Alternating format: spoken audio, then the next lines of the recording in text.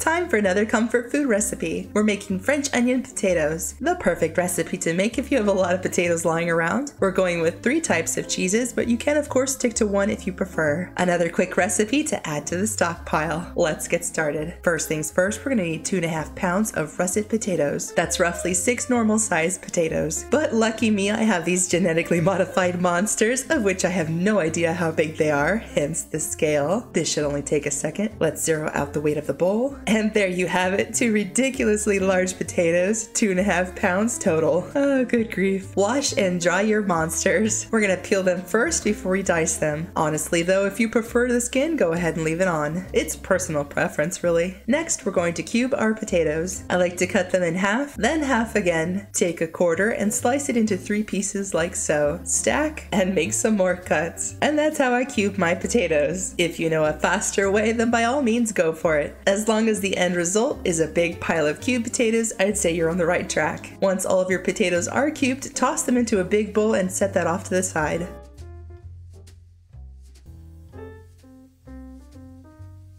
To make the French onion part of this casserole, we need 1 packet of dry onion soup mix, 1 10-ounce can of French onion soup. You don't need to follow any directions on the soup packet or the can of soup. No additional water is needed here, but we are going to melt and add in half a cup of butter, because everything tastes better with butter. No, that's not why. The directions say we should, so we will. Give everything a quick mix, making sure all of the dry onion soup mix has been thoroughly mixed in. Grab that bowl of potatoes and dump in your soup mixture. At this stage, it just doesn't look very appealing.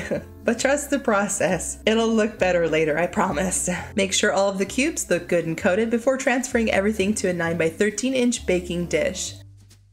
Today I'm going with this fancy schmancy baking dish, but any regular 9 by 13 inch baking dish will work. Dump everything in, making sure it's all evenly spread out.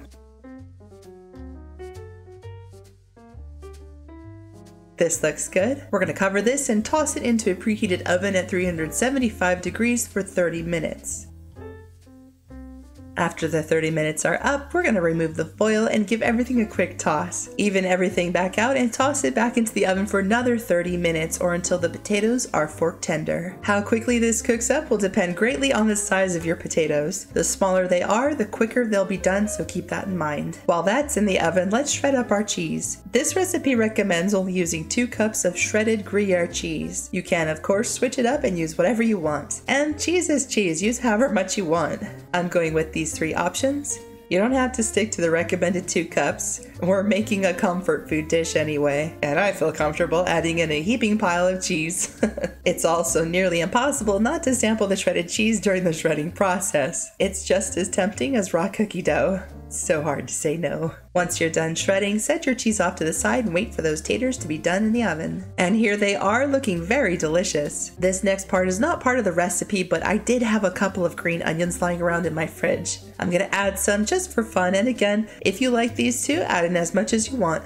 Even though it's not part of the recipe, I will add it to the list of ingredients and directions, both of which can be found below in the video's description box. Next comes the cheese. Add in half the shredded cheese and mix it all together. Then top the potatoes with the remaining cheese. Add on more green onions, the green onions being completely optional of course. Cover the dish back up with foil and let it rest for 10 minutes. During this time, the cheese will finish melting and the potatoes should soak up any remaining soup mixture liquids on the bottom of the dish. I must have tossed my foil, so I'm just gonna put my potatoes right back in the warm oven. No sense in getting out new foil. And here we are, all done and ready to eat. As a side note, you can use a bag of frozen potatoes if preparing potatoes seems like too much work. I haven't tried it that way, but it has been suggested to me a couple of times, so I thought it was worth mentioning. Here's an ingredients list. If you have any questions, suggestions, or your own baking tips to share, drop them in the comment section below. I would love to hear from you. Thanks for watching, and if you like this video, be sure to subscribe so you don't miss out, and I'll see you all in the next video.